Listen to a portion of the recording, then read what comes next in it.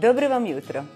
Danas pripremam jedan slastan ručak, no prije nego što miris finog mesa uđe u ovu kuhinju, prvo treba dobro ohladiti desert, a njega radim prvog. U pitanju je tiramisu.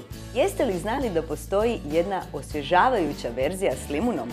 Nju upravo danas radimo. Prvo ću pripremiti sirup u kojem se moče piškote. Dodajem 240 ml aperitiva od limuna, 240 ml vode, 180 ml svježeg soka od limuna i 100 g bio šećera od šećerne trske. Šećer se otopio. Sirup je gotov. A sada izazov kojeg sigurna sam niste očekivali. Ja sam se odlučila napraviti svoje piškote. Trebat će nam 6 jaja, kokosovo ulje, med, ekstrakt vanilije i vinski kamen. Dodajem bademovo brašno.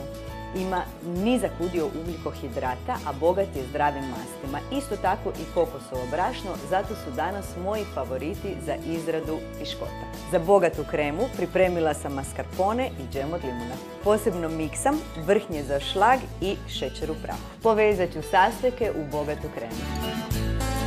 Močim piškote i odmah ih slažem u vatrostalnu posudu. Preko prvog reda stavljam kremu i tako redom.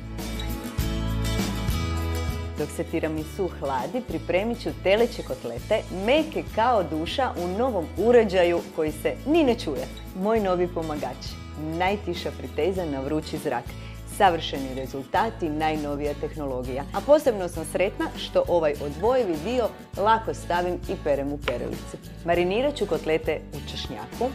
Njega posebno volim zbog svog antibakterijskog svojstva. Dodajem talijanske začine, posolit ću i popaprit i preliti bio suncokretovim uljem. Nakon što su bili sat vremena u hladnjaku, pečem ih u pečnici na 5 minuta i to na 170 stupnjeva. Kotleti su savršeno pečeni, marinada je zamirišala kuhinjom, a za prilog sam dodala malo povrća u bojama jeseni.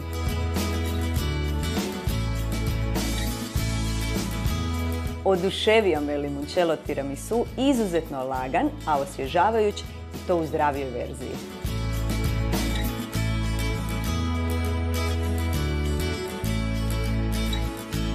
Volim koristiti proizvode koji su nježni prema mojoj koži i prema plućima, zato koristim gel all in one za strojno pranje posuđa s mirisom limuna.